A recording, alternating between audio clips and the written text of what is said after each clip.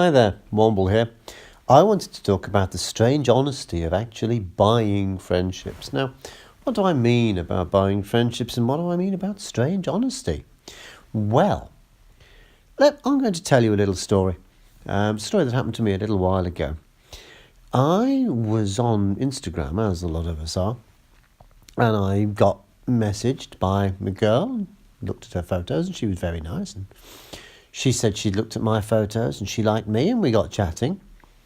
And she seemed very friendly, and we chatted for a little while. And she seemed to have all the same interests as me, or our interests coincided. She thought my stuff was really quite cool and what I did, and that was great. You know, wombling along, she was really quite impressed, and that was fine. We had a great, our first week, we messaging back and forward constantly. Me saying how fantastic she was, her saying how fantastic we were. We were telling each other about our jobs, and it was great. And then, well, you can probably guess, she wanted a gift card. She wanted a $100 Amazon gift card. And me being me, yeah, I bought her a $100 gift card because she said, whatever. And then I told a friend about this, and they said, gift card people are scams. And I looked it up, and they're right. Just about anyone who ever asks you for a gift card is a scammer. Probably not the person in the photograph. May not even be the same sex as the person in the photograph. And that set me thinking, because we had a real connection. But of course we hadn't. The person texting me was clearly, when you actually went back and analysed and looked back, they were actually mirroring my answers. So if I'd said, I live for spaghetti is the greatest food, they were saying, yeah, me too, God, yeah, spaghetti's fantastic. You get the idea. And it got me thinking. And when I obviously realised, they were a scammer, I looked it up. I couldn't find this exact person, but I did a couple of little tests, and it became very clear that phrases that I used would come back, and the grammar wasn't quite right for someone who was meant to be in the country they claimed to be in, and it was very obvious when you started to look and analyse it. But I thought to myself, the honesty of paying somebody for it, because what happened was I didn't let on, and we carried on chatting because I thought, I'm going to get my money's worth, and I'll just see what happens. And we spent another couple of weeks chatting, and I'll be honest with you, it was really nice, because I was getting from this person, what, if you didn't know it was a scam, I was getting quote unquote genuine replies, and they seemed interested in me, and it was friendly, and she'd message me in the morning and ask me how my day was going and check out before I went to bed. Classic stuff. I mean, the psychology was just glorious for how it was done. But this is the point. I was paying for a service. If you actually analyse it, I was paying for a service. I wasn't meant to realise, but I was paying for a service. I was giving them money, and they were being nice to me in return. Just the same as if you go into a shop and you walk in and you go, Mr. and Mrs. Shopkeeper, I want to buy this thing, and they go, that'll be this much money, and you give them the money and they give you the thing. Everyone's up on the deal. And I thought to myself, well, to be fair, this person has actually, they've invested time and energy replying to me. We were messaging a lot, so hours of this person's time. Not enough money, obviously, if it didn't really financially work out. But they'd spent that. So I kind of, in a perverse way, thought, well, they've earned that money. And if you think about it, this is why I call it the strange honesty of it, but because once I knew, it felt like a transaction. I was paying to be made happy. So I very subtly, I stopped deliberately trying to make them happy, because I thought, well, they're getting my money, so they don't deserve that. They're getting what they want. They don't care what I say in reality. They just want my money, which is fine. So I'll turn it off onto me so that I get all the compliments. Now, this is where, even prostitution kicks in, and that's probably demonetise this on the spot, that you're paying for a service and you get that service. And when it comes down to it, what is a relationship?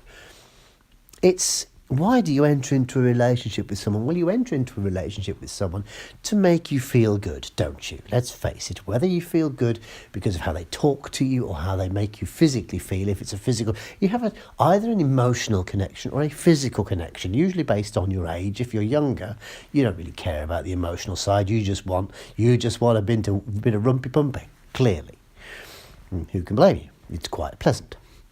As you get older, you want more of the emotional connection, obviously through texts, and it was only pure texts, because strangely, whenever I tried to suggest voice calls, there was always a reason why not, which again is another classic red flag, as I now know. I mean, this was a while ago. This was before I was quite as savvy as I am now, so I admit it. Yes, I was an idiot, but I used it to my quote-unquote advantage.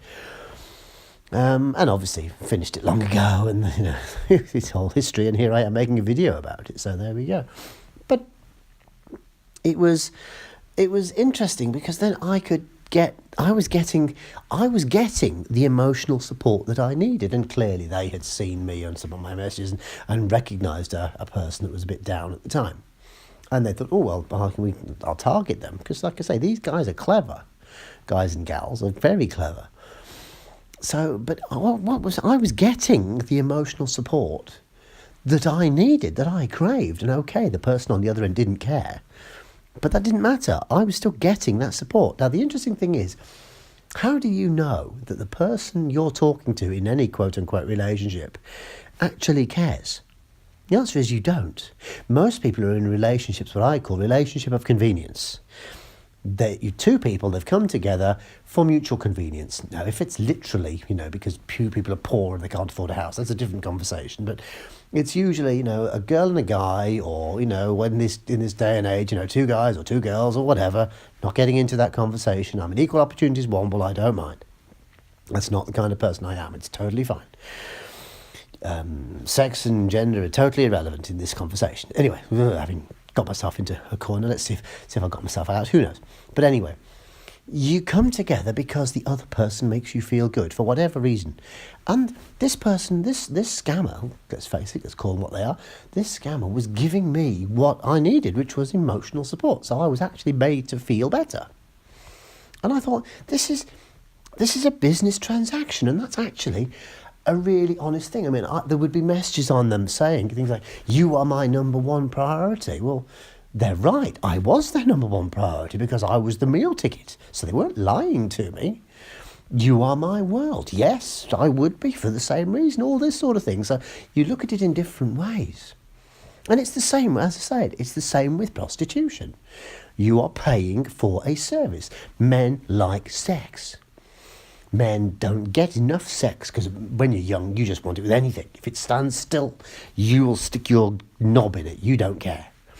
So, if as long as it's got a pulse, and if a guy can't find it the way he wants it, he will, you go to a woman who, I will give you this amount of money. Will you let me? Yes, thank you very much. It's a business transaction. There's an honesty to it. And while that, I just thought that was interesting. There isn't really a moral to this video. I just thought it was interesting that why do we, we put so much stock on, well, you've come together for free. You've come, these two people. So what's the difference? Well, when you meet someone, if, the guy will pay for dinners, pay for dates, pay for drinks, pay for holidays, pay for this, pay for that, pay for the other. What's the difference? It's actually, in many ways, it's a dishonest element because he is doing this on the assumption that the other person will be nice to them. Or if it's, girl doing it to a guy or another girl, blah, blah, blah, previous comments. But you are paying on the assumption that you are going to be made happy by the other person.